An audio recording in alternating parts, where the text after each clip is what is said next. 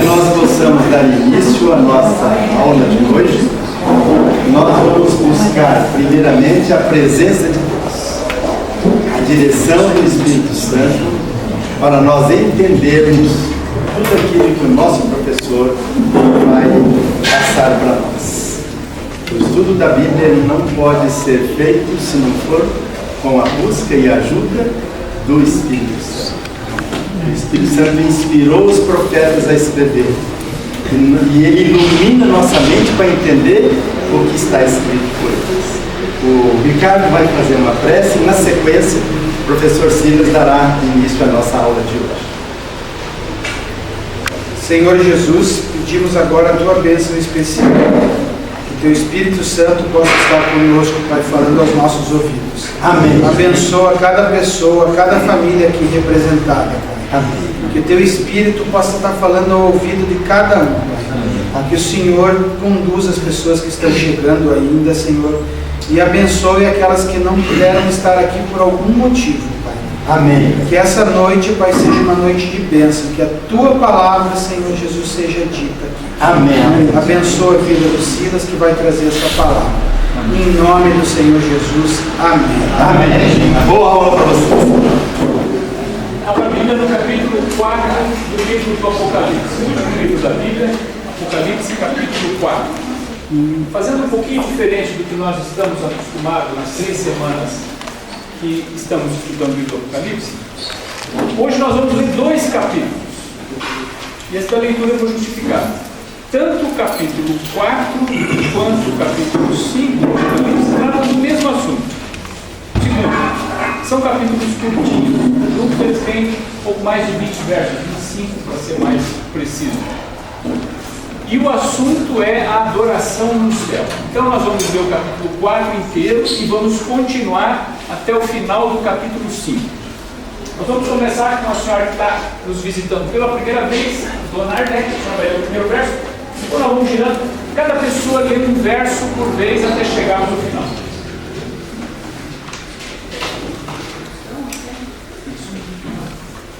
Boa noite. A visão do trono da majestade divina, os 24 anciãos e os 4 animais. Depois dessas coisas, olhei, e eis que estava uma porta aberta no céu.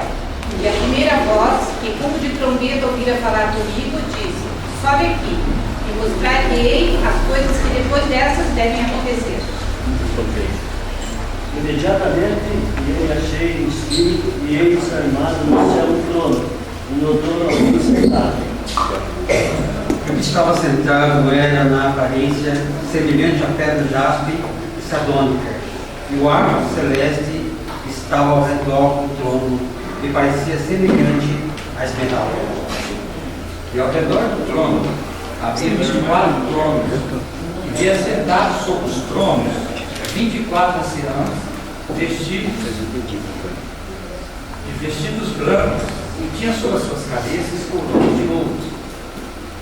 Do trono saíam relâmpagos e trovões e vozes, e diante do trono ardiam 7 lâmpadas de fogo, as quais são 7 espíritos de Deus. Diante do trono havia algo como um mar de vidro, semelhante ao cristal. No meio do trono e à volta do trono havia também 4 seres viventes, cheios de olhos por diante e por detrás. O primeiro desses seres parecia um leão, o segundo parecia um touro, o terceiro tinha cara parecida com a de um ser humano, e o quarto parecia uma águia voando. E os 4 seres viventes, tendo cada um deles, respectivamente, 6 asas, estão cheios de olhos ao redor e por dentro, não tem descanso, nem de dia nem de noite, proclamando: Santo, Santo, Santo, é o Senhor Deus, o Todo-Poderoso, aquele que era, que é e que há de vir. Quando esses seres viventes devem glória, honra e ações de graça ao que se encontra sentado no trono, ao que vive pelos séculos dos séculos. Os 24 líderes caíam de joelhos diante dele e o adoravam. Atiravam as suas coroas diante do trono e diziam: Senhor nosso e nosso Deus, tu és digno de receber glória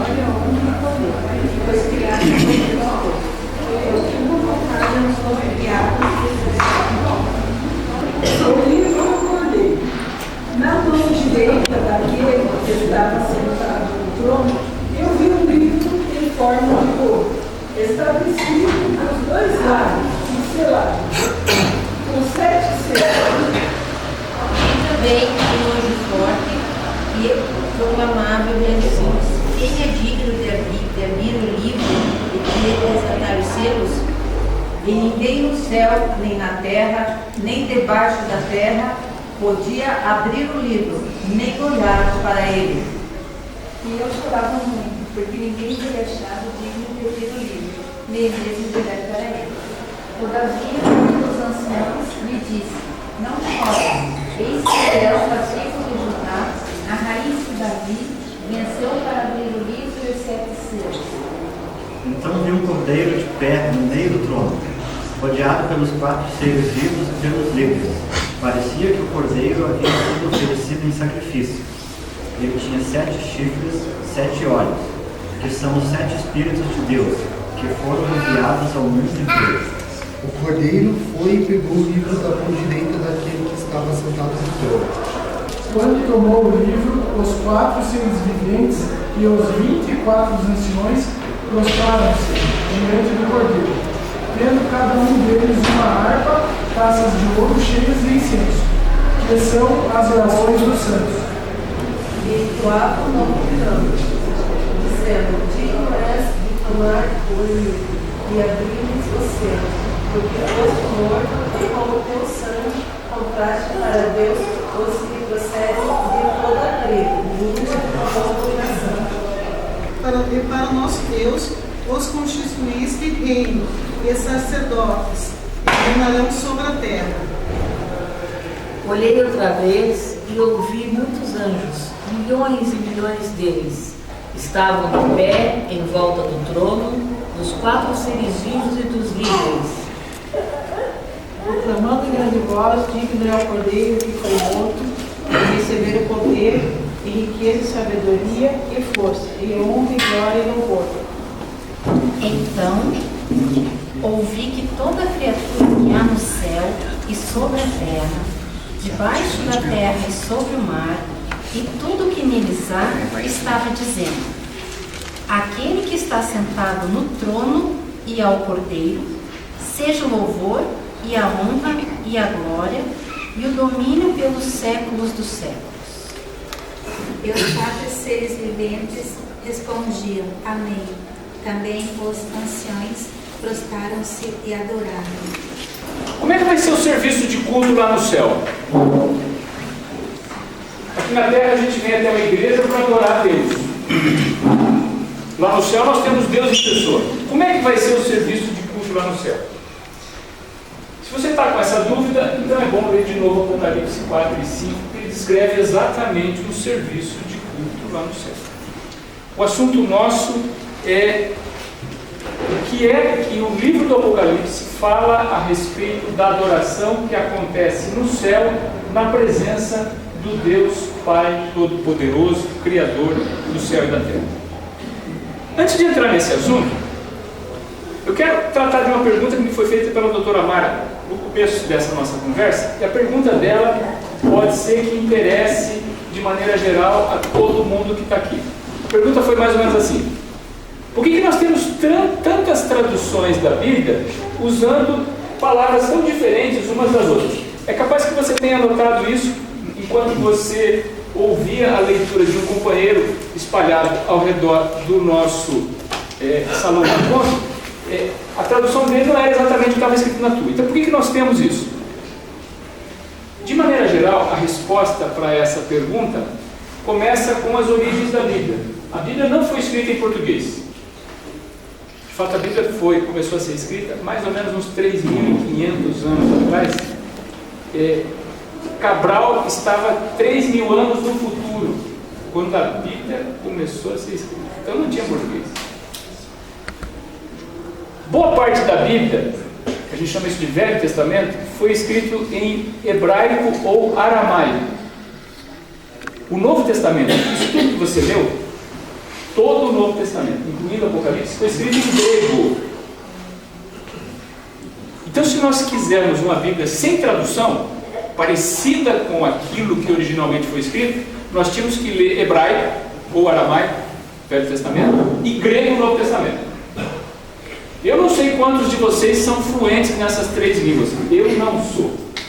Então nós precisamos do bom e velho português. E agora então, como é que a Bíblia chegou até o português? Mais ou menos ali pelo ano 1600 e alguma coisa, um pastor português, João Ferreira de Almeida, a serviço dos holandeses, ele era da igreja reformada da Holanda, o pastor João Ferreira de Almeida, ele trabalhou muito tempo nas colônias que a Holanda tinha lá do outro lado do mundo.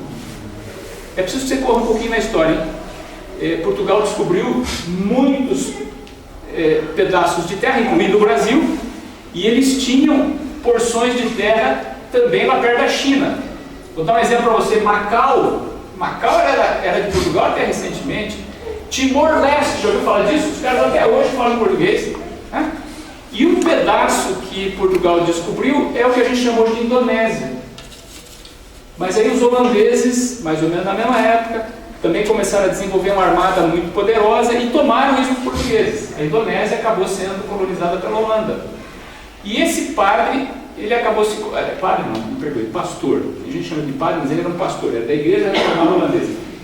Ele foi trabalhar nas missões portuguesas lá no Oriente, e lá ele acabou tendo contato com essa igreja reformada holandesa, e dentro desse ambiente ele resolveu começar a traduzir para o português a Bíblia. A primeira tradução usava um português muito arcaico. Você imagina o português de 1600. Eu tenho um livro aqui que foi escrito em 1900 e alguma coisa.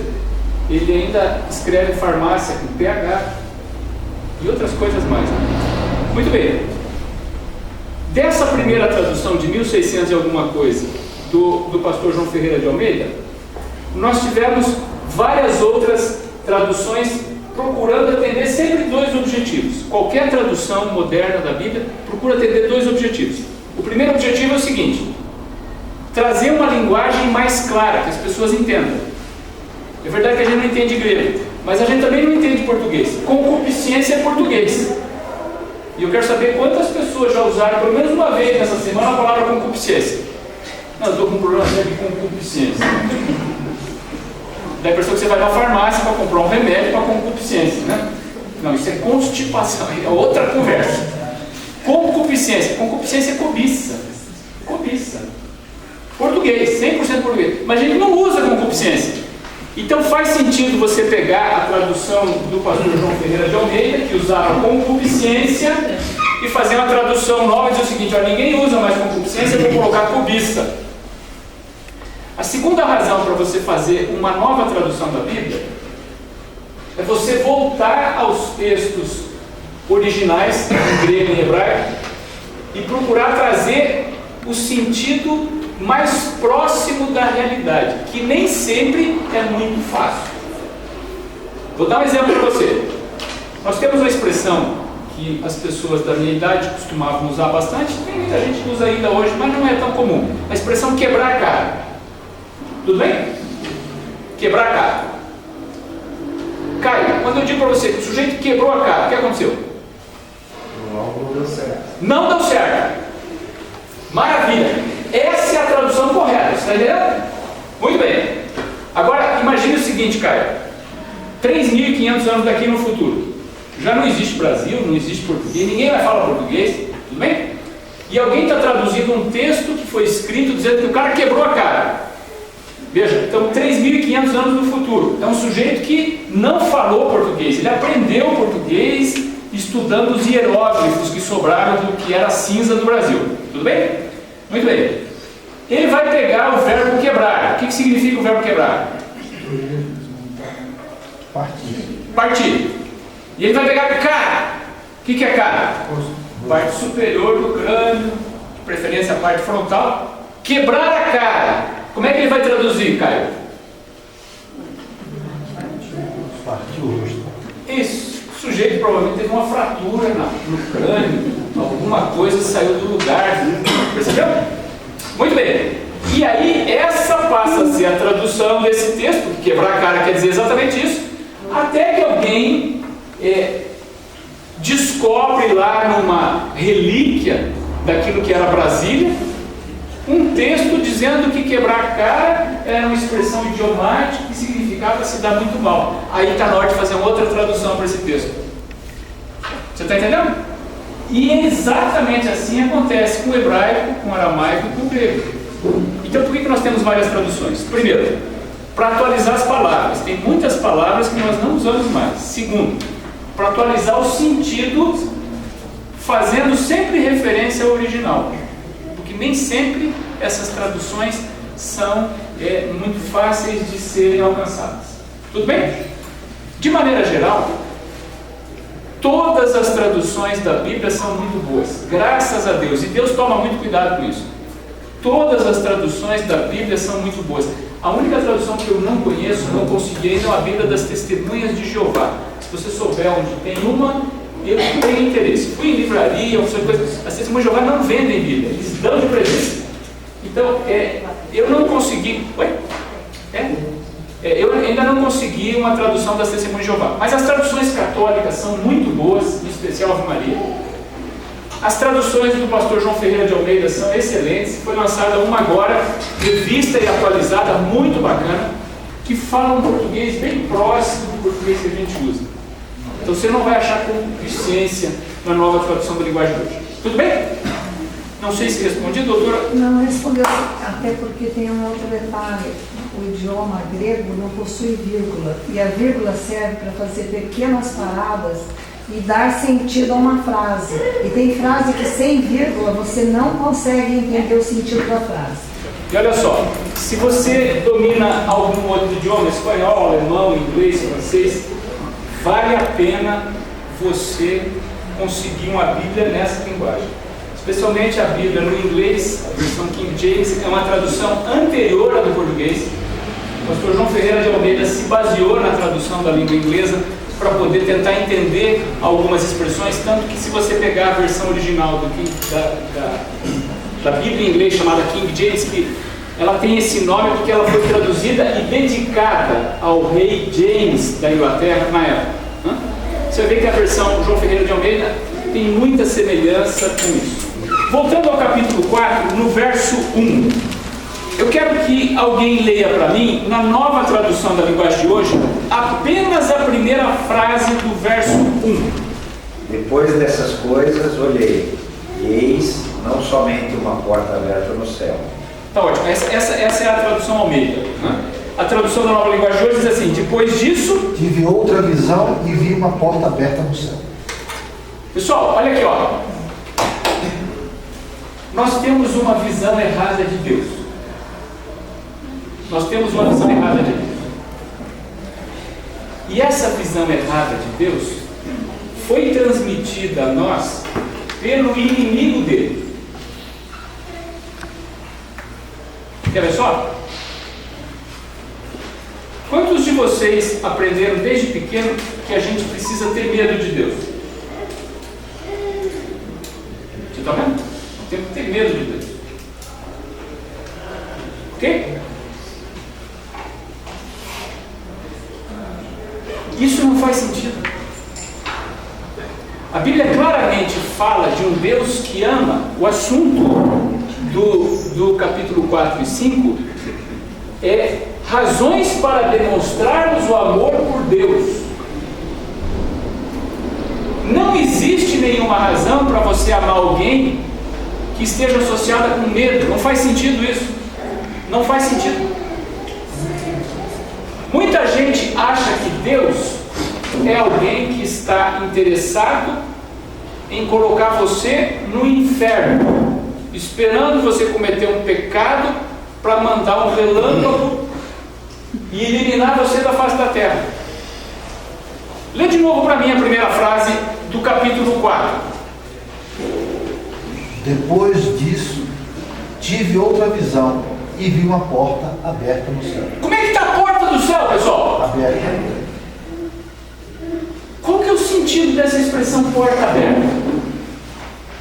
De alguém que não quer contato com você? Livre acesso. Alguém que não quer que você perturbe a paz dele? É isso? Não, não. O céu tem uma porta aberta. Presta atenção, essa é a boa notícia. essa porta continua aberta agora. Aliás, se não fosse por essa porta aberta, você não estaria aqui. Eu não sei se você sabia, mas não é muito comum as pessoas se deslocarem na terça-feira à noite para estudar o livro do Apocalipse. Muito menos comum é quando está todo mundo aí vendendo gasolina a R$10 o litro. Percebeu? O que está acontecendo aqui é um milagre de Deus. Eu, quando saí de casa, hoje eu moro aqui pertinho, eu tenho a facilidade de poder vir a pé para cá. Mas eu imaginei que nós íamos ter aqui 4, 5 pessoas. E ainda assim estaria ótimo, porque Jesus disse o seguinte: se tiver 2, já está ótimo. Você imagina quantos nós temos aqui, né? Muito bem. Você só está aqui agora porque tem um Deus que tem uma porta aberta no céu e está interessado em você. Ponto. E eu acredito mais no seguinte, olha, não importa muito o que eu fale, e eu vou falar uma barbaridade, mas não importa muito o que eu falo. O que importa mesmo é o que Deus fala com você. E acreditem no que eu vou dizer para você. Deus fala de maneira diferente em cada um de vocês. Deus fala de maneira diferente. O meu discurso aqui vai ser o mesmo,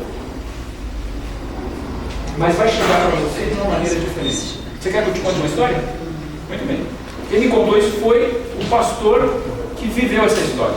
Ele disse o seguinte: ele tinha feito um sermão e ele estava à saída, como é costume, cumprimentando as pessoas. E uma senhora cumprimentou ele e disse assim: pastor, eu quero lhe agradecer por aquele pedaço onde o senhor disse isso, isso. E a mulher repetiu uma parte do sermão para o pastor. Eu quero lhe agradecer porque o senhor disse isso, isso, isso, isso. Pastor, eu vou lhe dizer, o senhor estava falando para mim. Deus seja louvado. Sabe o que o pastor falou para ela? Obrigado, irmão. Deus seja louvado.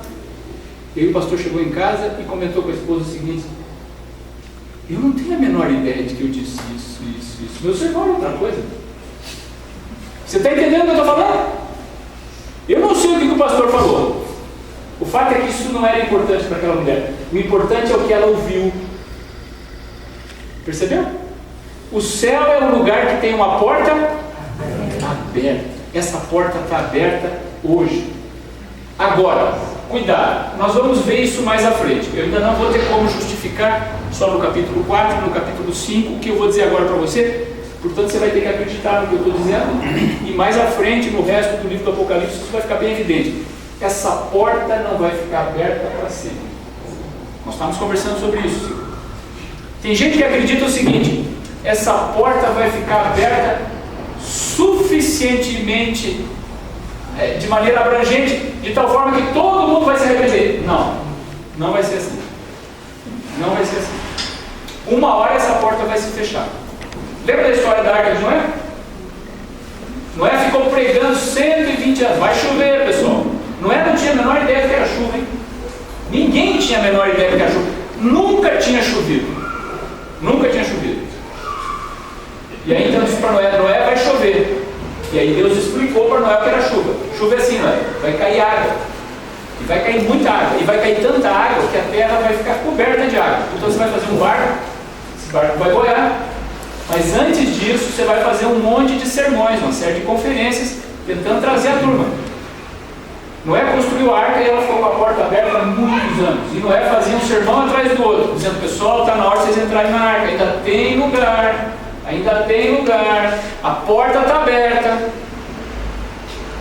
Ele só conseguiu converter a mulher, nem sei se converteu, às vezes a mulher veio por dever de ofício. E 3 filhos que ele tinha, e as meninas. Então foi ele, a mulher, 3 filhos, 8 pessoas, 4 casais, só. E aí um dia Deus ligou para Moisés, para Noé, e disse o seguinte: Noé, entra dentro da arca. E Noé entrou. E Deus fechou a porta. E o curioso é que a Bíblia conta a história que, com a porta fechada, Noé dentro da arca, bicharada toda lá. Não choveu. Não choveu. Você imagina o pessoal lá fora, né? Como é que está o cheiro? Precisa de ajuda, tia? E a chuva, né? Isso Isso foi assim, alguns dias.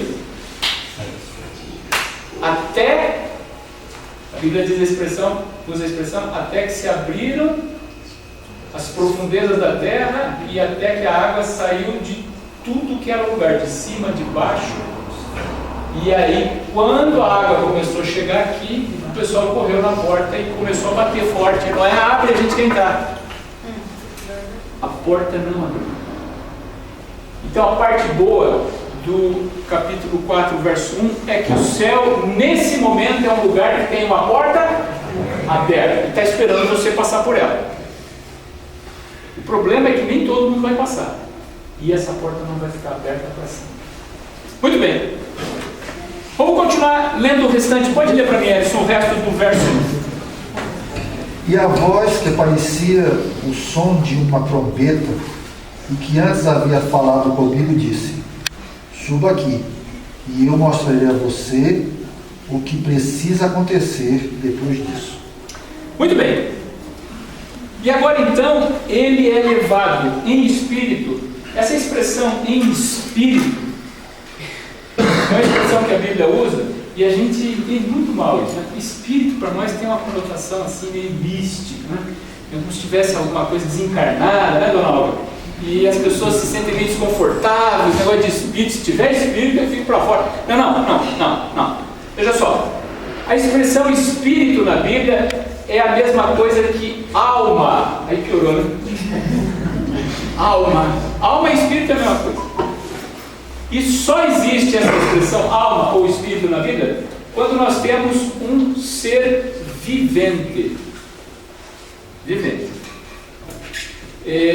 E agora eu vou fazer referência à tradução Ave Maria da Igreja Católica, que trata esse verso, Eclesiastes, capítulo 12, de maneira bem própria.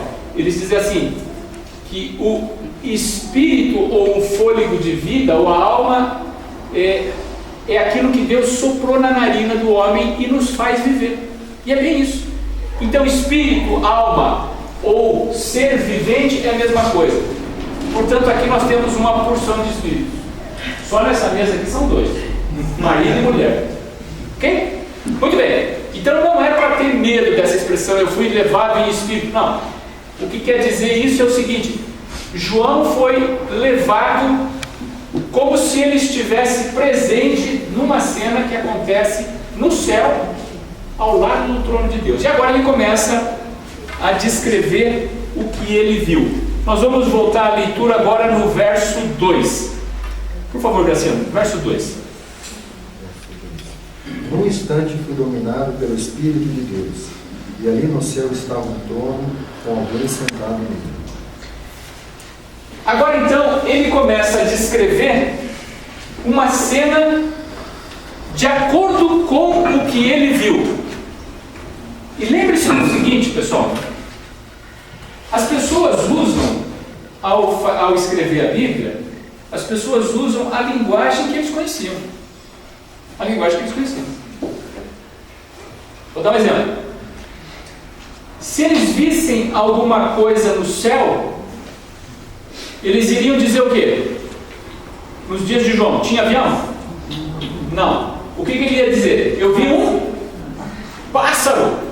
Um pássaro. Se João estivesse entre nós hoje e visse um avião voando, ele ia dizer o quê?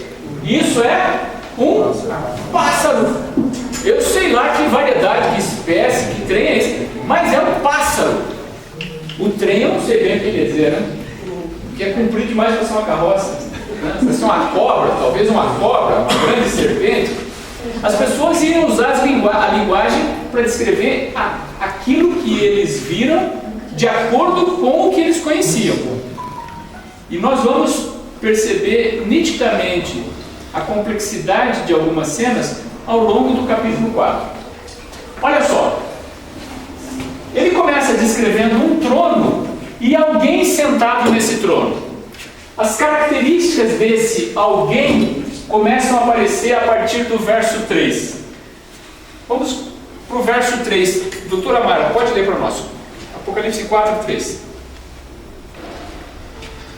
O seu rosto brilhava como brilham as pedras de jaspe e sárdio, E em volta do trono havia um arco-íris que brilhava como uma esmeralda. Quem estava aqui a semana passada ouviu falar do arco-íris e dos símbolos que o inimigo de Deus se apropriou. Lembra dessa história? Salvação é puro rock and roll. Quem não estava aqui a semana passada vai achar que eu estou blasfemando, mas isso é bíblico. E um dos símbolos de Deus é o arco-íris. Que hoje em dia não tem nada a ver com a santidade de Deus. Se você colocar uma bandeirinha com arco-íris no jardim da tua casa, pode ter certeza que eles não vão achar que você é daqueles que acreditam na promessa de Deus que a terra nunca mais vai ser destruída por água. Mas independente do inimigo ter se apropriado de alguns símbolos de Deus, como o rock, como o roll, como o arco-íris e como o amor, o fato é que isso não muda nada na situação do céu. Lá continua tendo um arco-íris. Muito bem. E agora então o verso 5 fala um pouco mais a respeito dessa realidade. O senhor pode ler para mim? Apocalipse 4, 5. Do trono saem relâmpagos, vozes e trovões, e diante do trono ardem 7 tochas de fogo, que são os 7 Espíritos de Deus. Muito bem. Do trono saem relâmpagos e trovões. Essa é a parte que a gente tem medo, né? Agora, entenda assim. Boa parte do medo que nós temos de Deus vem do inimigo que procura nos colocar deliberadamente contra Deus, ou melhor, procura fazer de conta que Deus é nosso inimigo. É mais ou menos assim. O argumento do inimigo, de maneira geral, são variações sobre o mesmo tema. Eu costumo dizer o seguinte: o inimigo de Deus não é esperto. Se ele fosse esperto, ele estava no céu. Se ele fosse esperto, ele não tinha se metido nessa confusão desgraçada. O problema não é que ele seja esperto, ele não é. O problema é que ele é velho.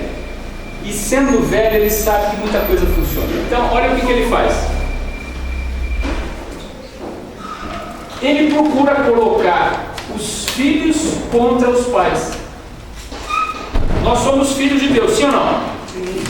E ele procura trabalhar a nossa cabeça, dizendo o seguinte: olha, o teu pai, Deus, é um sujeito perigoso. Você tem que tomar certo cuidado, porque se você não tomar um certo cuidado, ele vai soltar relâmpagos e trovões, você vai ter grande dificuldade.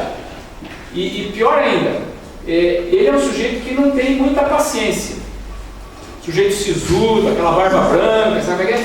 Ele não gosta muito de barulho, então você tem que ter... Tome cuidado. De maneira geral, esse mesmo argumento ele usa hoje. Quantos aí tem adolescente em casa e perceberam que de repente as crianças começam a se comportar de maneira diferente? O pai já não sabe muita coisa. Virou chato. É melhor não conversar com ele não vai entender. Bom, vocês entendem isso melhor do que eu, né? Muito bem.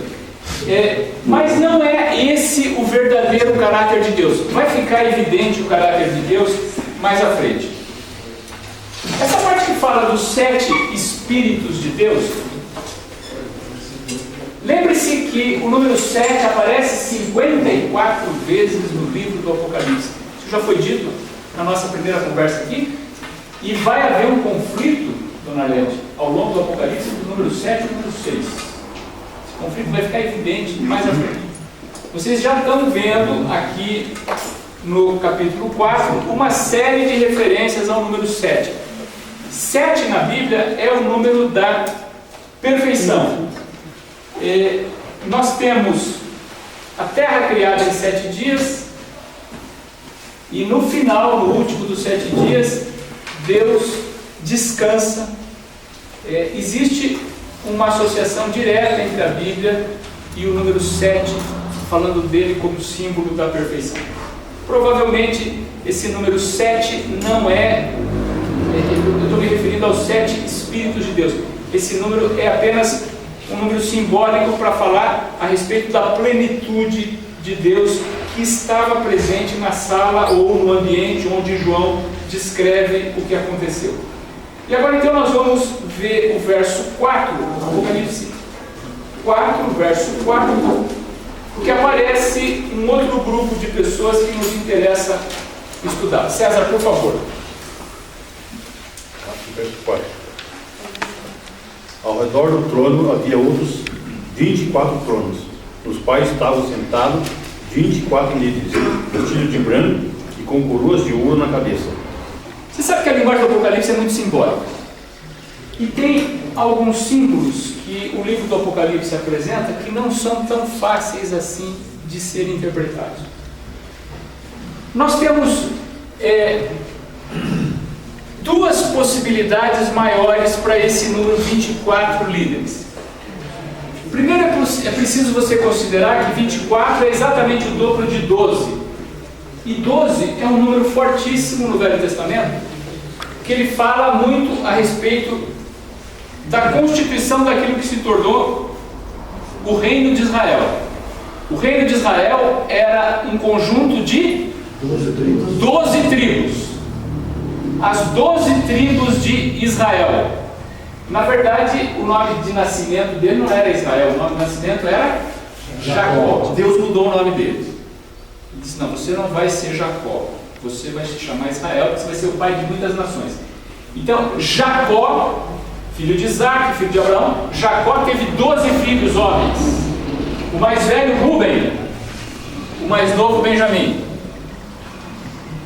Aqui tem uma diferença, especialmente no livro do Apocalipse, com relação a José. José teve 2 filhos, Manassés e Efraim. E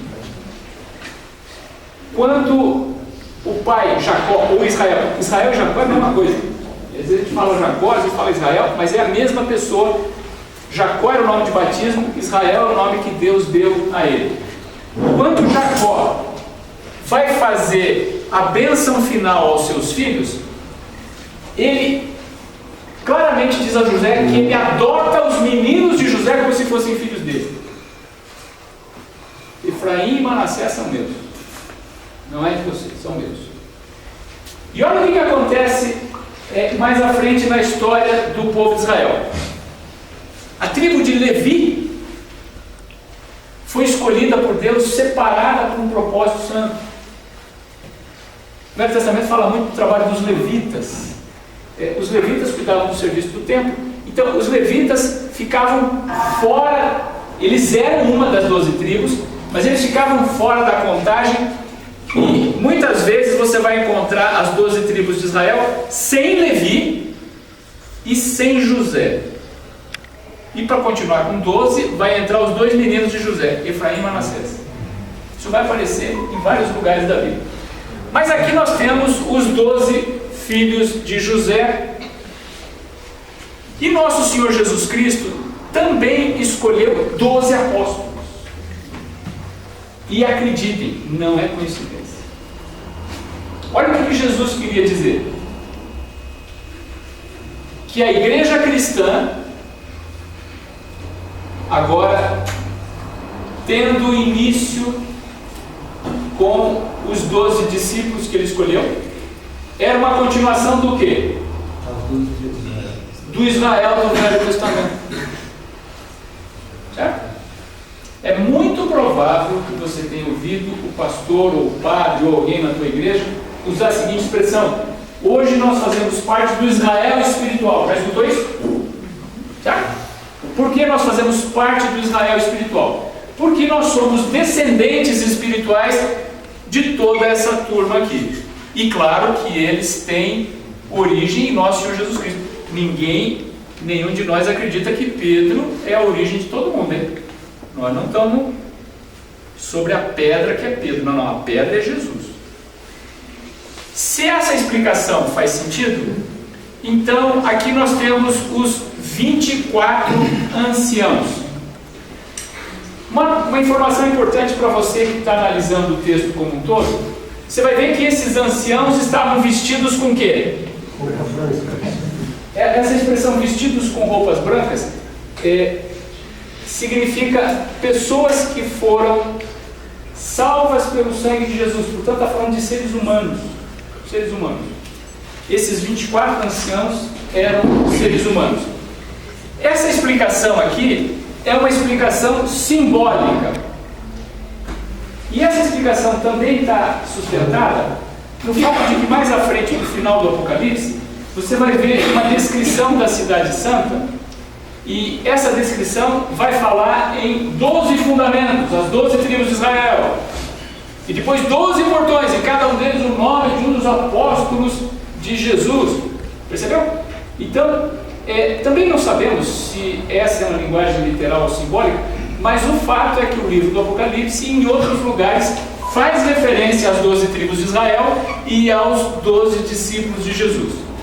Agora, existe uma outra explicação para esse grupo seleto de 24 anciãos que aparece no livro de Mateus. Deixa uma marquinha em Apocalipse e vem comigo a Mateus. É o primeiro livro do Novo Testamento. Nós vamos para o capítulo 27. Essa explicação que está aí é uma explicação simbólica. Boa parte do livro do Apocalipse é simbólica. Não estou dizendo para você que estavam todas essas pessoas no céu. Não. Isso é uma linguagem simbólica. Agora, suponha que esse texto que você leu, 24 anciãos no céu, vestidos de branco, portanto seres humanos que passaram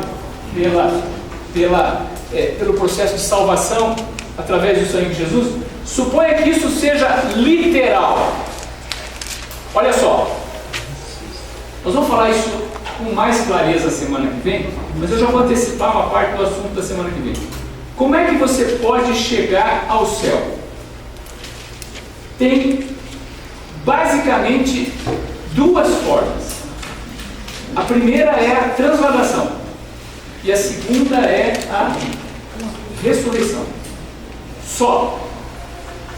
Não existe na vida, e eu vou justificar isso melhor a semana que vem, não existe na vida o conceito de que o sujeito que morreu, se ele for bom, ele vai parar no céu imediatamente. Isso não está escrito em nenhum lugar da Bíblia.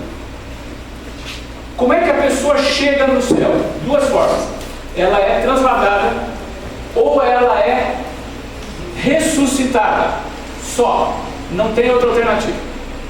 Tudo bem? Muito bem.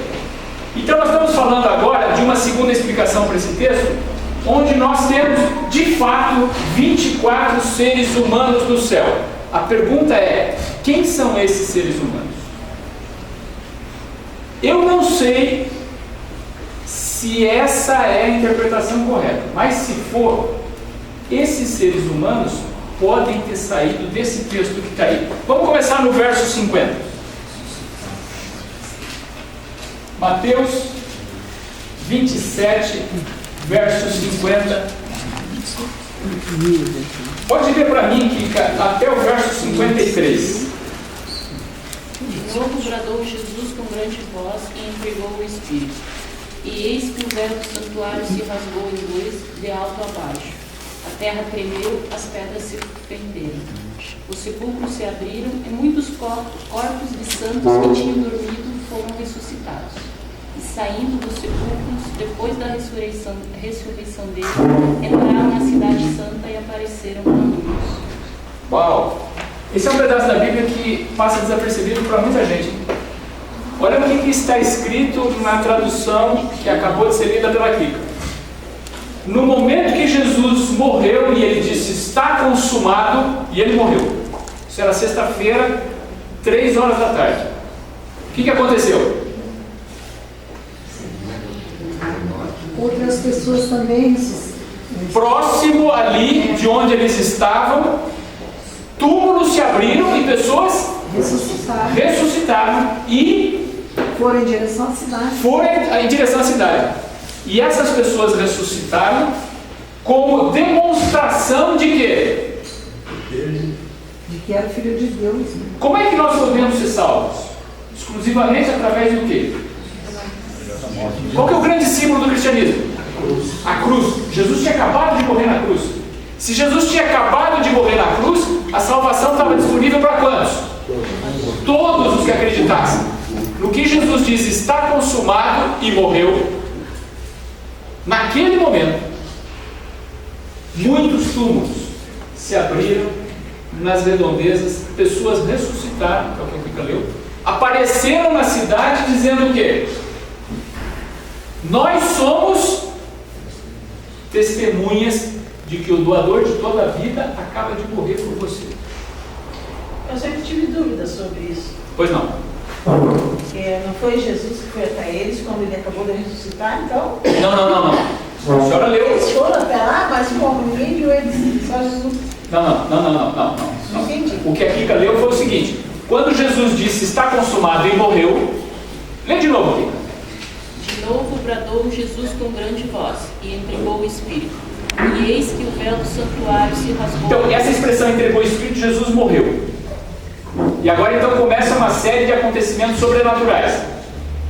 E eis que o véu do santuário se rasgou em dois, de alto a baixo.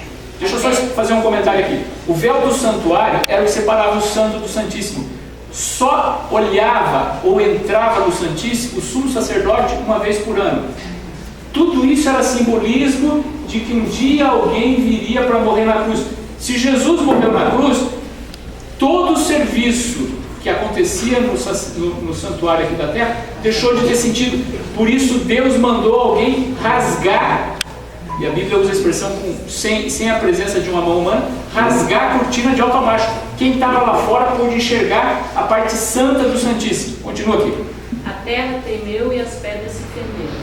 Os sepulcros se abriram e muitos corpos de santos que tinham dormido foram ressuscitados. 3 horas da tarde, Jesus tinha acabado de morrer, estava morto. Os túmulos se abriram de alguns túmulos, claro que de pessoas que estavam preparadas quando morreram. Mas porque alguns, se muitos acreditavam, certamente, obviamente antes de morrer, né, que o Messias viria. Ok.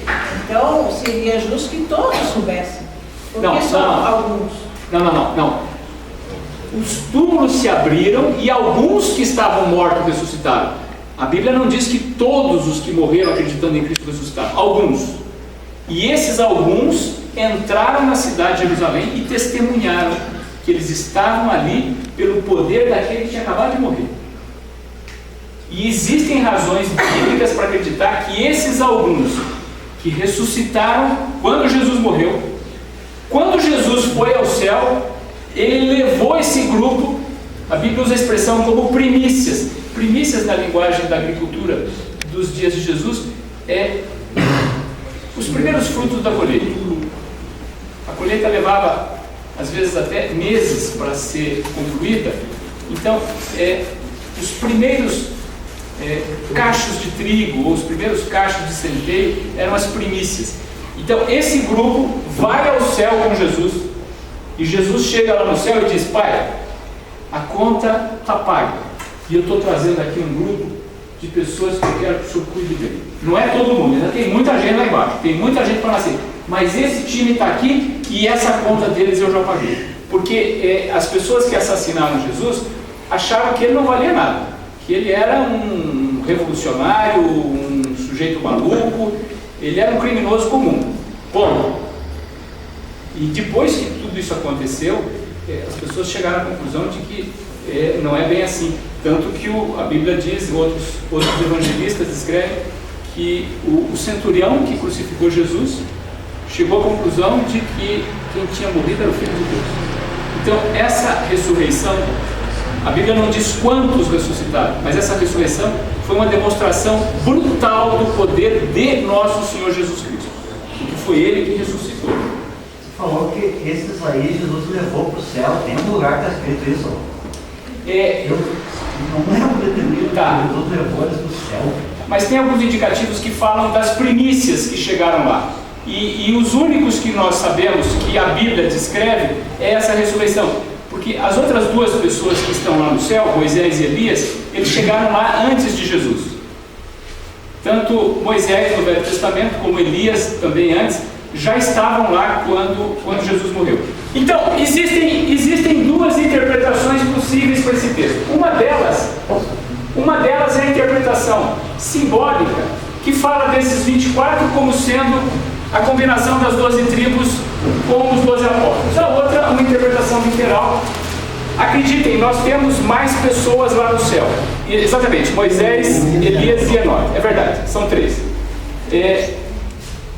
Tem muita gente que teoriza que talvez João Batista estivesse nesse grupo, que a morte de João Batista foi de uma brutalidade, ele morre degolado, ele morre sozinho, era bem o início do ministério de Jesus. E era conhecido na época de Jesus. E ele era o precursor de Jesus. Jesus não foi falar com ele, avisaram Jesus, olha, o teu primo, era primo dele, está numa situação difícil. Jesus deixou João Batista como se ele não estivesse se importando com João. É mais ou menos o que aconteceu com Moisés. Moisés também chega no final do Êxodo e Deus diz para ele o seguinte: meu amigo, você vai subir na montanha e vai morrer, ponto. E Moisés esperneou, reclamou, resmungou, e Deus disse: nós não vamos nem... A nova tradução da linguagem de hoje diz bem assim, Moisés escrevendo a história, Deus disse para mim: chega, não vamos falar mais disso. E Moisés subiu e morreu. E se fosse só isso que a gente conhecesse da história, a gente ia ficar pensando: puxa vida, mas Moisés fez o que fez, né? Bom, Moisés, depois a gente conhece o que aconteceu.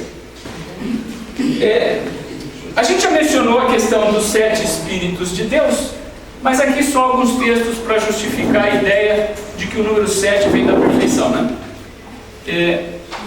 O último verso do capítulo 1 da Bíblia fala que Deus chega ao final do 6º dia, olha para trás e tudo o que ele tinha feito na visão dele era muito bom.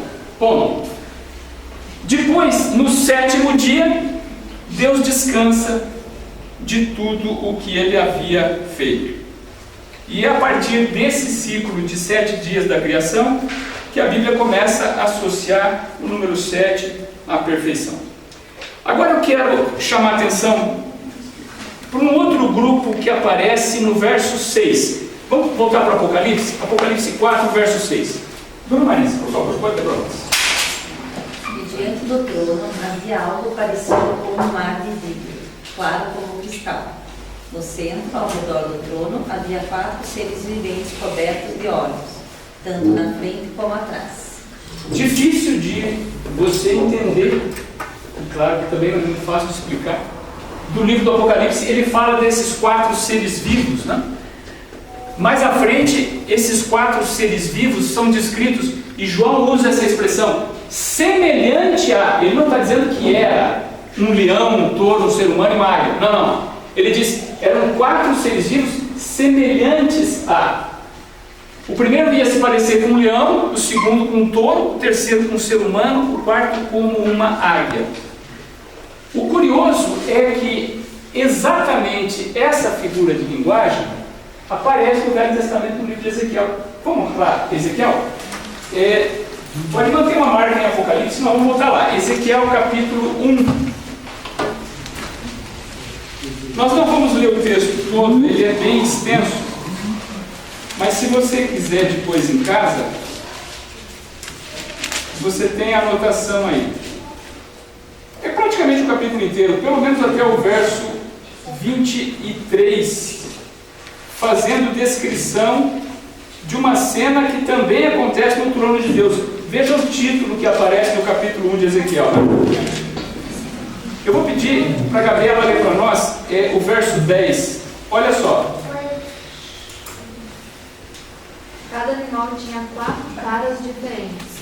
Na frente a cara era de gente, do lado direito era de leão, do outro lado esquerdo era de boi, e atrás a cara era de águia. São os mesmos animais. A descrição da mesma cena, essa cena de Ezequiel 1, também acontece no trono de Deus. E isso levou os teólogos a fazerem algum tipo de relação entre ambos. Olha o que pode ser uma explicação para esses 4 seres vivos.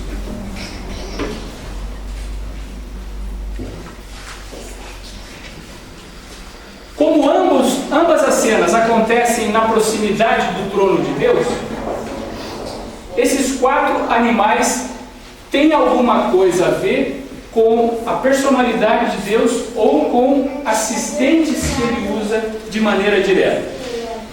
E o que seria o sentido disso? Uma possibilidade é que essas 4 faces de Deus representem alguns atributos dele. O leão claramente representa a soberania. certamente.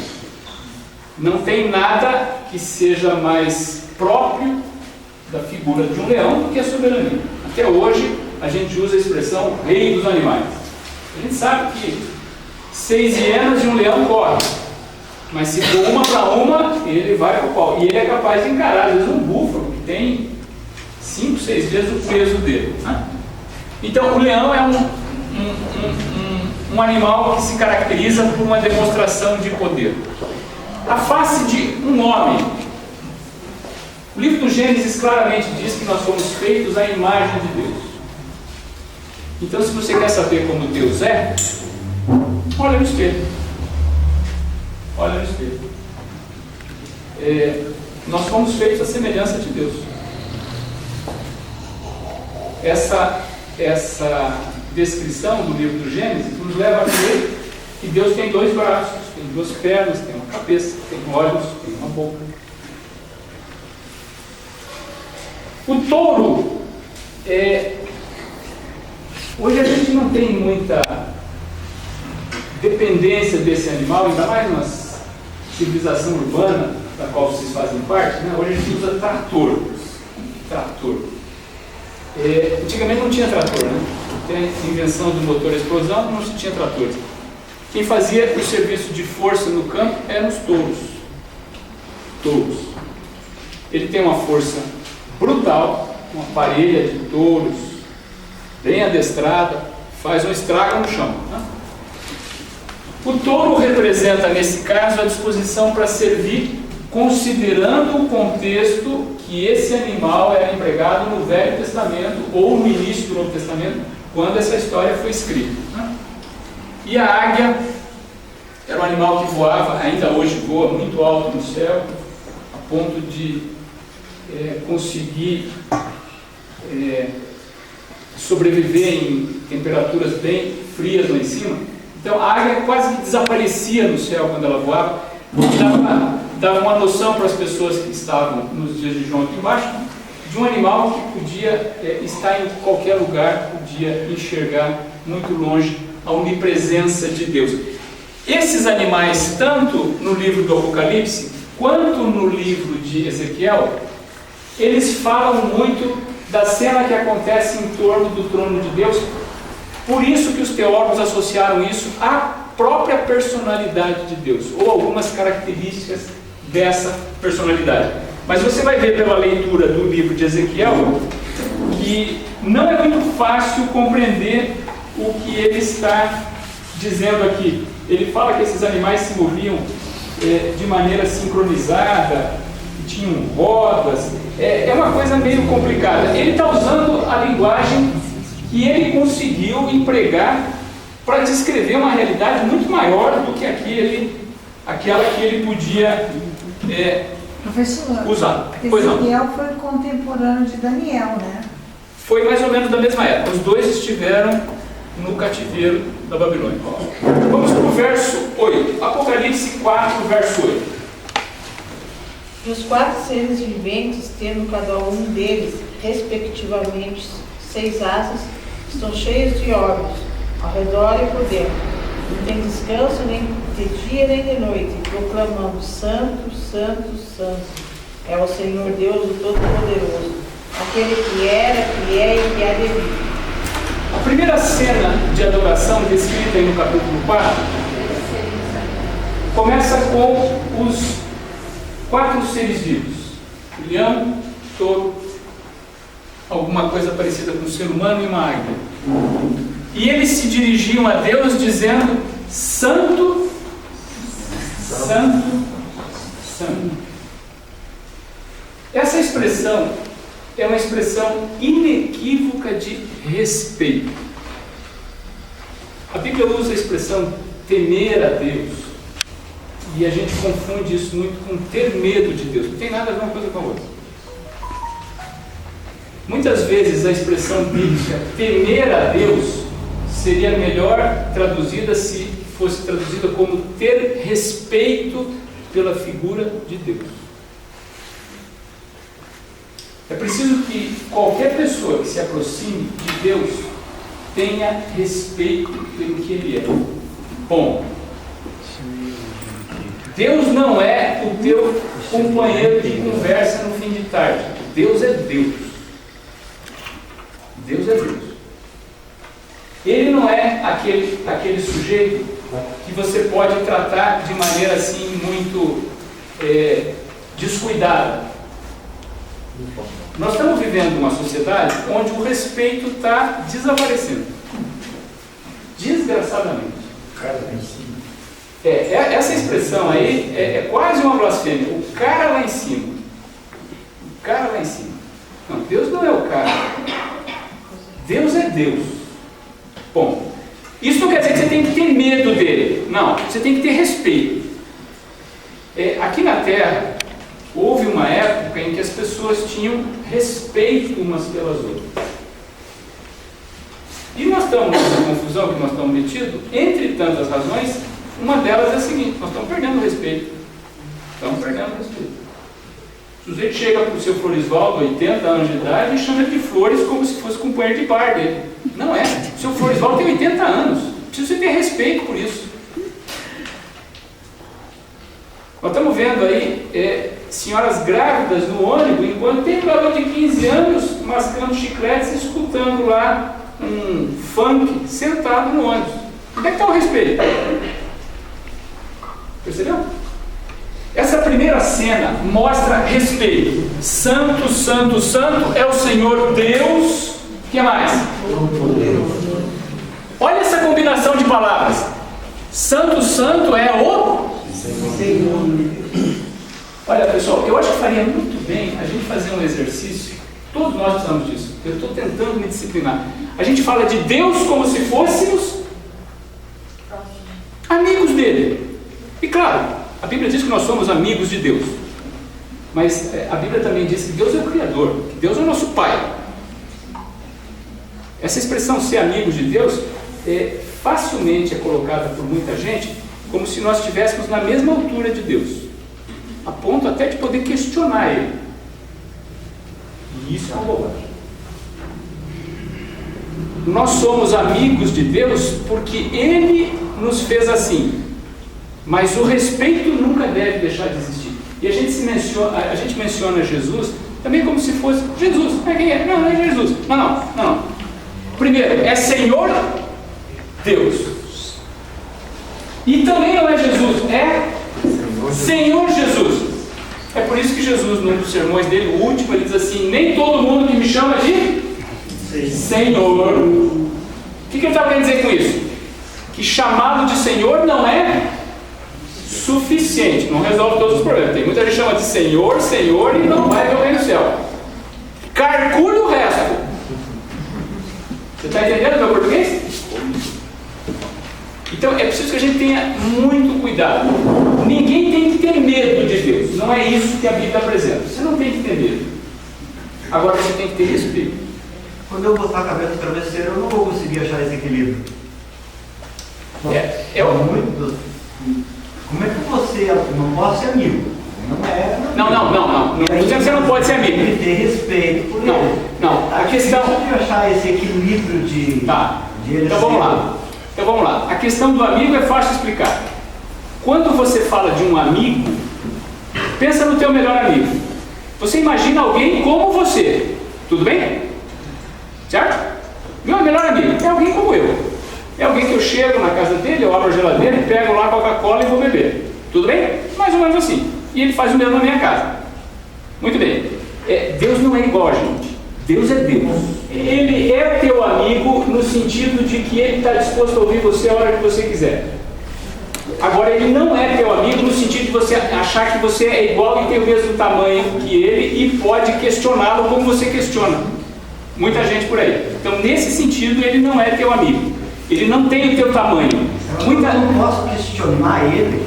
Pode. Com respeito, tudo pode. Com respeito. Então, o que você não pode... eu vejo muita gente fazer algumas indagações a Deus, especialmente em momentos de alguma dificuldade, questionando Deus. E Deus entende. Um caso típico que a Bíblia faz referência é o caso de Jó. Jó questionou a Deus uma barbaridade, mas uma barbaridade. A ponto de Jó ter dito assim: o Altíssimo matou os meus filhos. Jó acusou Deus de assassinato. Alguém pode fazer isso em sã consciência? Não, não pode. E como é que Deus não fulminou Jó? Bom, aí você tem que entender a história. Jó tinha passado pela experiência de ter 10 caixões na sala de estar. E quem passa por essa experiência é o único que pode avaliar isso. Deus aceitou a indignação de Jó, mesmo ele não tendo razões para perguntar. E em nenhum momento Deus questiona ele. Por quê? Lá no final, Jó vai entender a diferença entre ele e Deus. Ele diz: agora eu sei. E ele continuava lá no monte de cinza, ajoelhado, e ele diz assim: agora eu sei que existe uma diferença muito grande entre o Senhor e eu. E eu me arrependo desgraçadamente de tudo que eu falei. E ele continuava no monte de cinzas. E aí então Deus disse para ele: agora então que você se arrependeu, você vai fazer o seguinte: você vai orar para os teus amigos que também não valem nada. E de repente eu salvo eles. Enquanto ele ora pelos amigos, Deus muda a sorte de Jó. Então, em que sentido nós podemos questionar Deus? Com respeito, nenhum problema. Se você não está entendendo, por que alguma coisa acontece na tua vida, questione Deus. Agora, lembre-se que Deus continua sendo Deus. A diferença entre ele e você é brutal. Você nunca vai conseguir entender a mente de Deus. E nós vamos ter que aprender muito a respeito de como nos dirigir diretamente a Ele. Sim. Esse é um processo. Agora, em que sentido que você pode se abrir com Deus? Aí sim, do mesmo jeito que você se abre com um amigo. Jesus disse isso claramente: tragam para mim os problemas, tragam todos eles. Então, eu tenho feito o seguinte na minha vida pessoal: tem muita coisa que eu não entendo. E eu levo para Deus honestamente, eu digo: olha, Senhor. E eu sempre uso essa expressão: Senhor, eu não sei o que está acontecendo. Realmente eu não sei. Agora, o Senhor sabe melhor do que eu. É o Senhor quem vai ter que tomar alguma providência, se o Senhor entender que é o caso. Então, não é no sentido de medo. Eu estou falando aqui para uma sociedade que está perdendo qualquer referência de respeito. Qualquer referência. E desgraçadamente no Brasil, acredite no que eu estou dizendo para você, boa parte dos nossos problemas aí fora, boa parte deles é falta de respeito. Ponto. Nós invertemos todos os valores. As crianças sentam primeiro, os adultos vão comer depois. Na minha época de criança era bem diferente. Eu, por exemplo, Deus muitas vezes chama de pai amado. Pode ser assim? Sim, certamente, sem nenhum problema. A Bíblia dá tantos nomes para Deus, é difícil não saber como se dirigir a Deus, porque são tantos nomes. Quer saber como falar com Deus? Certamente, tem vários. Sim, mas é pro... Pois não. Na oração, a gente vai, ajoelha com reverência, falar com Deus. Mas durante a tua oração, você conversa como um amigo. Ok. Então, sem problema. Exatamente. Então, o amigo que eu acho que me deu é dessa forma, porque eu estou conversando, não porque eu estou temendo ele, a punição ou coisa parecida. Eu estou pedindo, eu estou me colocando nas mãos dele. Certamente. E aqui os 4 seres vivos apresentam a primeira forte razão para você adorar a Deus. Deus é eterno. A expressão que eles usam é: nós estamos diante de quem era, de quem é e de quem há de vir. Isso é espetacular. A onipresença de Deus não é só no sentido temporal. Não quer dizer que Deus está aqui e está do outro lado do mundo ao mesmo tempo. Não. A onipresença de Deus quer dizer o seguinte: Deus está aqui no presente. Deus está... Parece um absurdo o que eu vou dizer, né? O português é uma loucura. Deus está no passado e Deus está no futuro. Deus é capaz de transcender a linha de tempo. Nós temos uma visão de tempo muito linear. tudo que nós conhecemos, anda um segundo de cada vez, sempre de forma cronológica para frente. Deus não tem essa limitação. Deus era, Deus é e Deus há de vir. Não esqueça daquela frase, não precisa ter medo do futuro, Deus já está lá e resolveu tudo. Ok? Muito bem. Agora vamos para um segundo grupo de pessoas que entra participando da adoração a Deus no verso 11. Pode ler, dona Olga. Senhor nosso e nosso Deus, Tu és digno de receber glória, honra e poder, pois criastes todas as coisas. Por Tua vontade, elas foram criadas e existem. Esse grupo é um dos 24 líderes, ou algumas traduções falam em 24 anciãos. De novo, Senhor Deus. O Senhor é o único digno a receber honra e poder. Por que razão? Pessoal, olha só. Desgraçadamente, o que eu vou dizer aqui é verdade. Queria poder ter um outro discurso para você, mas é o discurso que eu tenho. Nós estamos metidos nessa confusão de doutrinas. Em grande parte, o cristianismo está todo retalhado. São várias tendências e igrejas e uma porção de denominações. Em grande parte porque as pessoas estão relativizando o poder de Deus como Criador. Se tem uma parte da Bíblia que é contestada hoje em dia, são os 2 primeiros capítulos, Gênesis 1 e Gênesis 2. Bom, cristãos ortodoxos, gente de tradição cristã há muitos e muitos anos, está jogando fora o Gênesis 1 e o Gênesis 2.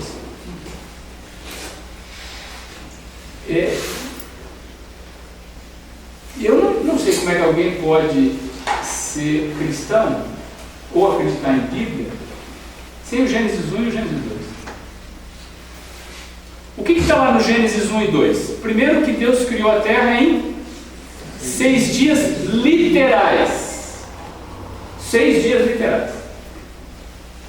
Segundo, que Deus criou a terra de maneira, um único adjetivo, perfeita. Não havia falha. O Gênesis 2 é quase que uma repetição do Gênesis 1.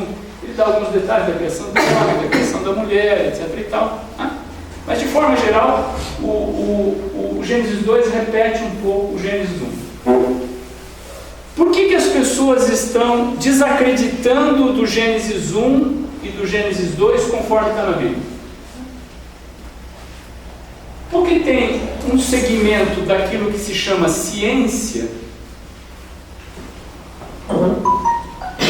que acha que o Gênesis 1 e o Gênesis 2 é uma lenda, é uma ficção, é uma obra literária,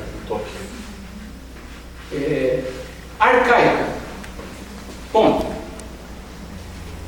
Se você for aqui numa universidade qualquer, a Federal está aqui do lado, aqui na frente nós temos uma parte do campus deles, aqui atrás nós temos outra. Turma de agronomia, por exemplo, está aqui atrás, uns 300 metros para trás. Se você for conversar com eles lá, eles vão dizer o seguinte: não, você está brincando, Gênesis 1, Gênesis 2, sim. Então você vai acreditar em coelhinho da Páscoa, fada do dente, Papai Noel, boitatá. É isso aí. Se nós não fomos criados por Deus como a Bíblia apresenta, faz sentido estar aqui. Tem muitos cristãos tentando fazer uma ponte entre o que está na Bíblia e o que a ciência prega. O curioso é assim: a Bíblia eles questionam de maneira radical. Querem prova, querem vídeo no YouTube. Não tem vídeo no YouTube. O Gênesis foi escrito há 3.500 anos atrás. Não tem vídeo no YouTube. Agora, é verdade que também não tem vídeo no YouTube da história do Darwin. Não tem. Ninguém estava lá. Até porque a história do Darwin é mais antiga ainda que a do Gênesis. E o que acontece aí? Apesar de criticarem a vida, eles aceitam aquilo que é chamado de pretensa ciência sem conseguir comprovar. Se você está convencido de que o teu professor de biologia está correto, então faz o seguinte: leva ele para o laboratório, entrega para ele todos os átomos que ele quiser. De fato, você pode entregar a tabela periódica inteira, tudo, começando no nitrogênio, indo até o fim da tabela periódica. E aí pede para ele o seguinte: faz o seguinte, professor, vamos meter esse troço aqui no laboratório, porque a ciência diz isso. Começou numa sopa pirótica, veio uma descarga mais ou menos 4 bilhões e meio anos atrás, e saiu ali a primeira porção de vida. Tá bom, muito bem. Então, se é assim que a coisa aconteceu, vamos fazer isso de propósito. Se a natureza fez isso por acaso, vai ser muito mais fácil fazer de propósito. Então mistura os átomos aí, monta essa sopa biótica, mete uma descarga elétrica aí. Vamos ver o que dá. O curioso é o seguinte, pessoal. Essa é a maior estupidez que eu já vi. Me perdoe se tem alguém aqui da área de biologia que vai tomar isso como uma ofensa pessoal. Não é. As pessoas não são capazes de definir o que é vida. Você pode pegar qualquer cardiologista. Eu tenho uma amiga, aliás é a minha cardiologista, e eu perguntei para ela esses dias: doutora, a senhora define a vida para mim. Ninguém consegue definir vida. Você só pode definir aquilo que você é capaz de reproduzir. Eu sou engenheiro. O que é um motor a explosão? Fácil. Motor a explosão é fácil. Fácil. Você pega lá um virabrequim, aquele negócio vai ficar girando. Você vai botar lá uma série de cilindros com pistão, um negócio que explode, ou sobe, desce, o virabrequim gira, esse negócio vai fazer um movimento que você vai transferir para a transmissão, dependendo da velocidade, etc e tal, o eixo está aí, está montado. Ok? A Ferrari é isso aí. Como é que você vai fazer? Bom, aí é outra história. Mas essa é a definição. Ninguém consegue fazer isso para a vida. O que é vida? Defina a vida para mim. Ninguém consegue. E apesar de não conseguir nem definir o que é vida, a ciência acredita que a vida pode ter vindo ao acaso, numa sopa biótica com uma descarga elétrica. E aí eles querem convencer pessoas que passam pelas cadeiras introdutórias de biologia de que o Gênesis 1 é conversa fiada. Percebeu? Não, o Gênesis 1 é conversa fiada. Mas a biologia não é capaz de definir a vida. Imagine fazer a vida. Então, é assim, olha. A capacidade que Deus tem de criar todas as coisas é a razão central pela adoração. Por que nós vamos à igreja adorar a Deus? Principal razão. Porque Deus é o Criador. Às vezes as pessoas usam a expressão que Deus é o dono do mundo. Não. Dono é uma expressão que tem um sentido inferior. Quer ver só? O sujeito compra um pedaço de terra, ele é dono? Não. Se ele compra, escritura registrada em cartório, é dono? É. O sujeito compra um automóvel na concessionária, ele é o dono? É. Isso quer dizer que ele é o Criador? Não. Tem uma diferença entre dono e Criador. Deus não é dono de nada. Deus é Criador de tudo. Criador. Criador. E olha, isso vale não só para a terra, mas vale para todas as coisas. Deus é o Criador. Professor, a vida para a ciência, ela não seria explicada, por exemplo, no momento da concepção, a união de um óvulo com espermatozoide, que vão se multiplicando em células e formam o ser humano, etc. e tal, que passa a ter vida desde o primeiro minuto em que foi concebido, e por isso o aborto seria crime contra a vida. Tá. Essa seria a definição da vida, ela nasceria de algo que ocorreu entre dois seres, um homem e uma mulher, passaria então a ser essa concepção, esse momento de concepção em que esses dois elementos se unem. E ali começa, para o médico, que geralmente é ateu, e eu fui casada com 20 anos, então, assim, ele só entende o que é a morte. A morte é mais fácil de explicar, Tá. porque a vida deixou de existir. Mas, Não, mas a vida- essa sua definição de vida já começa com um útero, com um espermatozoide, com um óvulo. É mais ou menos como dizer que um carro é um negócio que aparece pronto numa concessionária. Não. Não. Eu quero vida. Questão de vida. Eu quero vida na essência. Eu até ofereço para o professor de biologia todos os átomos. Ele nem precisa criar os átomos. Mas Eu quero a partir dos átomos. Né? Agora, Não, qualquer vida. Formas de vida. Qualquer vida. Outras formações. Essa questão de combinar os átomos e a descarga elétrica serve para qualquer vida, uma ameba. Não precisa nem fazer um ser humano. Não, vamos fazer uma amebinha aqui, ó. Nós não sabemos o que é vida. Não sabemos, não conseguimos criar. A gente consegue reproduzir vida. Mas partindo de vida. A nossa situação é tão dramática em relação à vida, que se nós fôssemos capazes de definir vida, nós seríamos capazes de evitar a morte. O sujeito está ali, acabou de morrer, o coração ainda está batendo, mas ele acabou de morrer. Não há sabedoria nesse mundo. Ali está o fígado, está o rim, está tudo ali. Não tem nada nesse mundo que traga vida para essa pessoa. A gente não entende como... A ciência não é capaz de definir o que é vida. E mesmo não sendo capaz de definir o que é vida, eles acreditam que vem por acaso. Porque nele existimos e nos movemos. Tem que explicar o próprio Deus. Muito bem. Então vamos lá. Adoração a Deus começa reconhecendo que Ele é diferente, Ele é de uma outra divisão, né? Estou falando aqui de divisão no sentido de primeira divisão, segunda divisão, a turma que vai cair e tal, né? Ele está numa outra hierarquia, primeiro. Segundo, Ele é digno de adoração porque Ele é o Criador. Ponto. Se você não entende Deus como Criador, fica muito difícil se aproximar dele para adorá-lo. E agora então, capítulo 5, verso 1. E vi na destra do que estava sentado sobre o trono um livro escrito por dentro e por fora, selado com 7 selos. No meio desse processo de adoração, aparece um livro selado com 7 selos. Nós vamos falar muito disso nas próximas 2 semanas. De fato, o assunto da semana que vem são os primeiros selos. E nós vamos tratar isso ainda na outra semana. Eu não vou entrar nesse detalhe agora, porque não é o tema dessa noite. Mas entenda só a função do selo.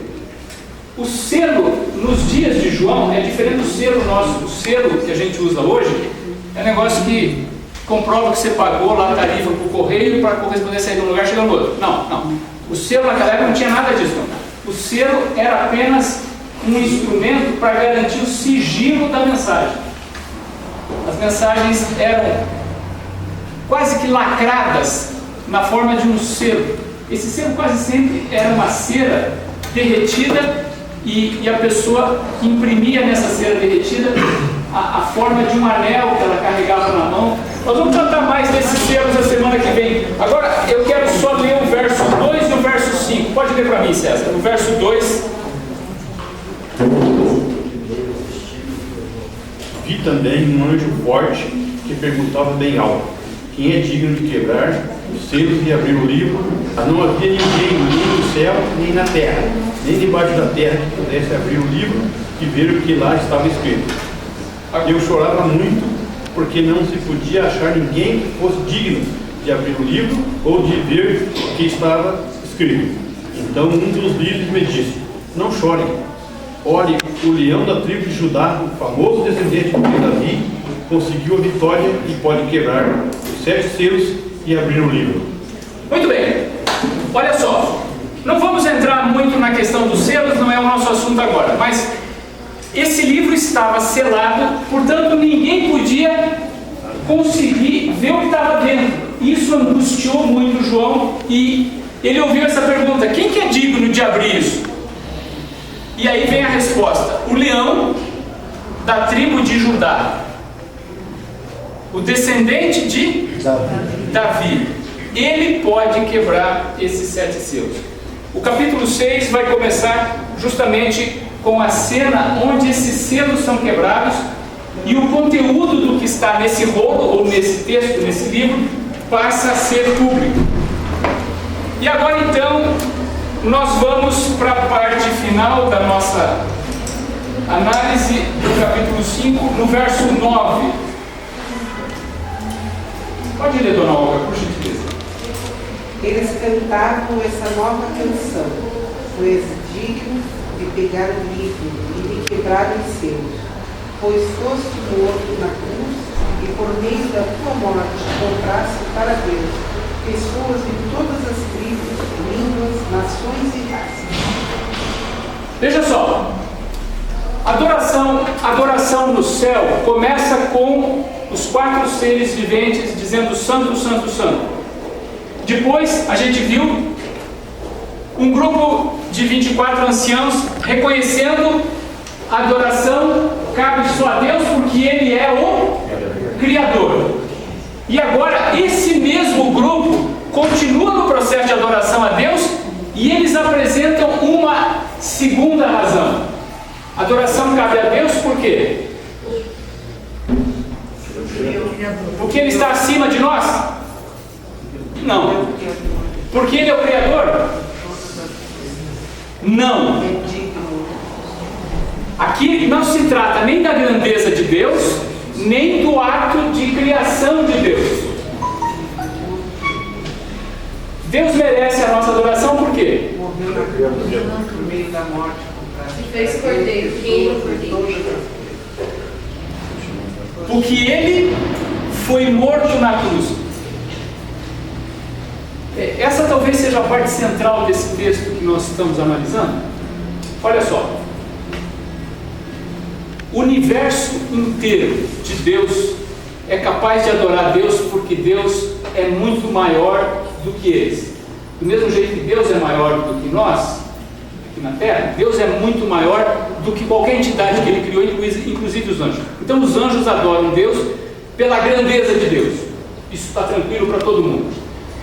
Mais ainda, os outros seres criados adoram a Deus porque eles também foram criados por Deus. Mesmo Gabriel, de acordo com o que a Bíblia apresenta, talvez seja a maior das criaturas que Deus fez. Era Lúcifer, ele caiu. Gabriel também é um ser criado.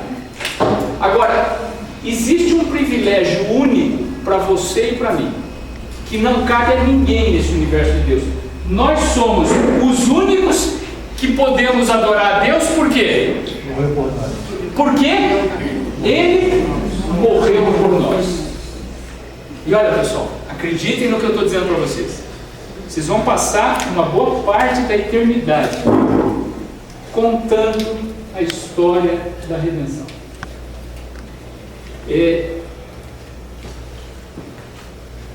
Eu não sei quantos mundos Deus criou. Não sei.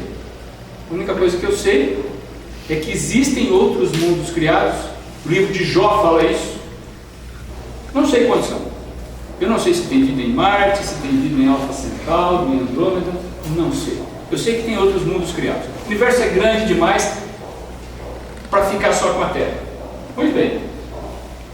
Quando essa confusão chamada pecado acabar, muitos seres criados por Deus em outros planetas vão querer saber um pouco mais dessa história maravilhosa da redenção. É uma experiência única nossa. Nós somos os únicos que vamos poder testemunhar a respeito da maravilha da morte de Deus na cruz. Deus se fazendo carne. É verdade que nós não vamos poder explicar isso tudo, porque nenhum de nós vai ser capaz de entender a monstruosidade desse sacrifício. É possível que você conheça alguém que morra por alguém. Não é muito comum, mas uma mãe pode morrer por um filho. Você conhece um pai que possa morrer por alguém que matou o filho dele?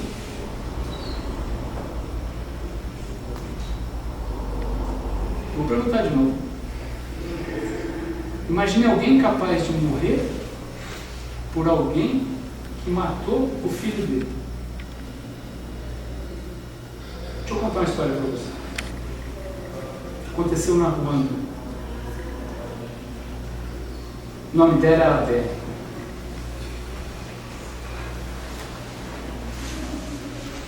Quando o pastor chegou na cidade onde ela morava, alguém disse: pastor, o senhor tem que conhecer a dona Adélia. O que aconteceu com a dona Adélia? Não, o senhor tem que conhecer, deixa ela contar a história, pastor. Muito bem.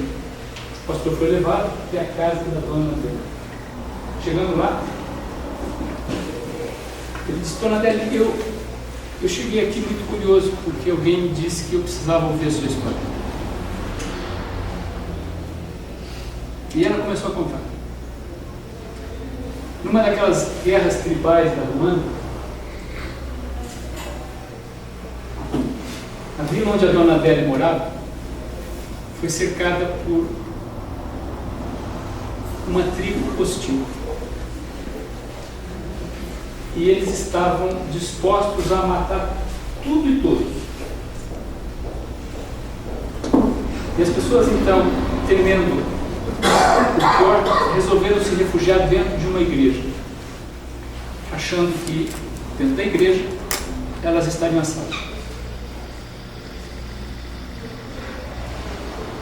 Os inimigos tomaram conta da cidade, cercaram a igreja e entraram dentro da igreja e encontraram um grupo reunido, algumas dezenas de pessoas apavoradas. E aí então o líder dos inimigos diz assim: eu quero saber quem que é o líder de vocês. Quem que é o pastor, o padre, ou seja lá quem for. Porque esse vai ser o primeiro a morrer. E ninguém se manifestou. E quando o guerrilheiro resolveu começar a exterminar uma por uma das pessoas, o pastor levantou a mão e disse: não, eu sou o pastor. Era o marido da dona. E aí, então o guerrilheiro pegou um menino que não tinha muito mais do que uns 14 ou 15 anos e disse para ele o seguinte: agora você vai lá e vai partir, pegou uma machadinha, você vai partir a cabeça desse desgraçado menino. E o menino foi e fez isso, do lado da dona dele. Com uma machadinha, ele partiu o crânio do marido dele. E a partir daí, então, começou uma carnificina que gerou uma pilha de corpos. Entre esses corpos, sobrou uma única pessoa com vida. Era a dona dela. Quando os inimigos foram embora, ela conta que ficou pelo menos uns 2 dias muito ferida no meio daquela montoeira de corpos. Dias mais tarde, alguém veio para ver o que tinha acontecido e encontrou a dona Debe entre a vida e a morte. Levou para casa, cuidou dela, ela conseguiu se recuperar. Quando ela olhou no espelho, ela viu que o rosto dela tinha sido todo retalhado. A machadinha não pegou o suficiente para partir o crânio, mas foi o suficiente para cortar o rosto, o pescoço, e ela ficou bem mutilada. Muito bem. Quando a dona Adélia se recuperou, ela passou alguns dias muito tristes, muito deprimida. Vocês sabem o que é para uma mulher ter o rosto retalhado. Ela tinha esperança que Deus não tinha abandonado ela. E ela faz a seguinte oração para Deus. Ela diz: olha, Senhor, eu não quero viver amargurada. Eu quero me libertar do que aconteceu, porque eu nunca mais vou ter meu marido de volta. E a minha vida precisa continuar, então me ajude, Senhor.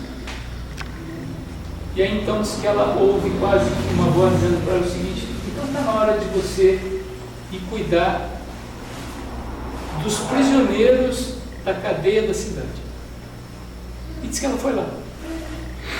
E ela passou a frequentar a cadeia, trazendo comida, roupa, conforto, uma mensagem de esperança.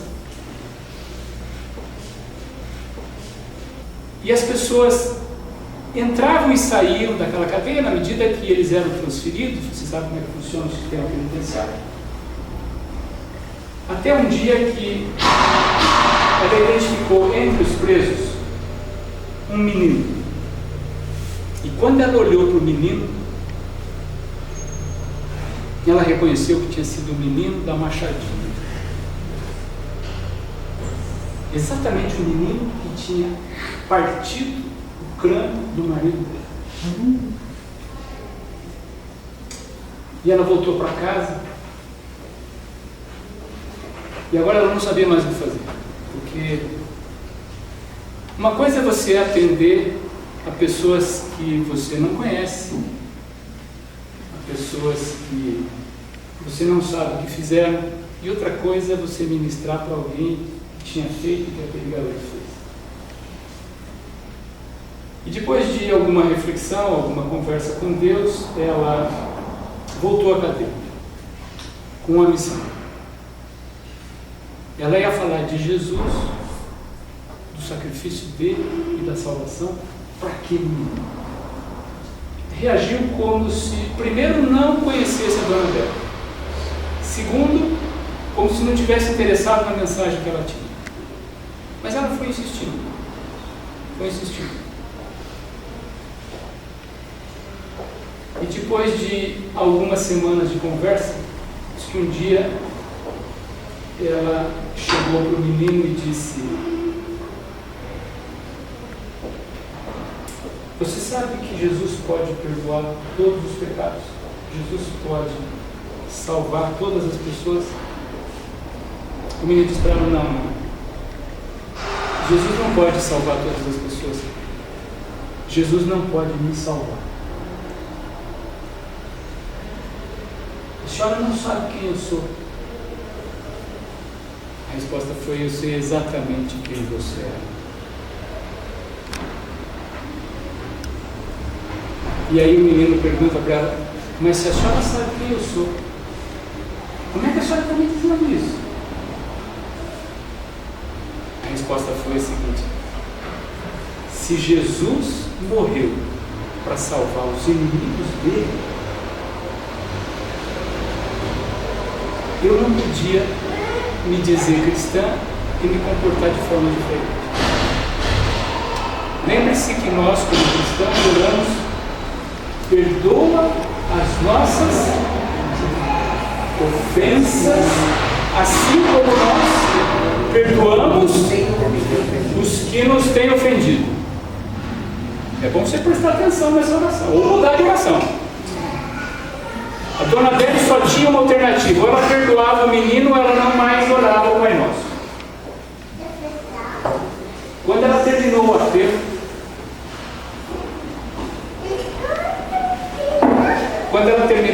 estamos terminando. Quando ela terminou o apelo, diz que o menino caiu de joelhos e disse o seguinte: dona Adélia, eu sou um menino que matou seu marido. Ela disse: olha, tanto você quanto eu dependemos do mesmo Salvador. Se você tiver interesse, Ele está disposto a resgatar você, do mesmo jeito que Ele resgatou a mim. Muito bem. A partir dali, a história daquele menino mudou. Ele ainda ficou muitos anos preso, mas ele já não era mais um criminoso irremediável. Ele tinha aceitado o sacrifício daquele que morreu na cruz. E essa é a maravilha do Evangelho de Jesus. Ele é capaz de atender todas as pessoas em todas as necessidades. Eu tenho visto algumas pessoas acharem que estão muito longe da possibilidade de salvação. Algumas pessoas pensam que não há mais esperança. Eu não sou pastor, nunca fui. Mas algum tempo atrás eu fui convidado por uma amiga para conversar com o irmão dela. Ele estava na UTI, morrendo com câncer. Ele tinha no máximo uma semana de vida, de fato, eu tive só 3 conversas com ele, dentro de uma UTI no hospital em Curitiba.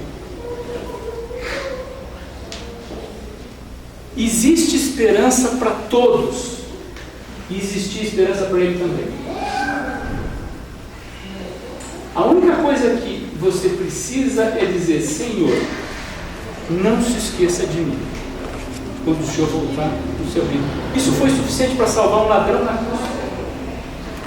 Foi suficiente para salvar esse meu amigo na UTI do Hospital de Clínicas. Isso é suficiente para salvar você. Não importa aonde você esteja, não importa o que você esteja passando. O sacrifício de Jesus, aquele que foi morto na cruz, trouxe de volta uma humanidade inteira para os braços de Deus. Antes de sair daqui, eu quero voltar a fazer o apelo para você. Nosso estudo hoje começou com uma porta aberta, lembra disso? Essa porta ainda está aberta. O nosso estudo termina falando da cruz. A cruz continua no lugar que esteve. Continua existindo um lugar ao pé da cruz para você.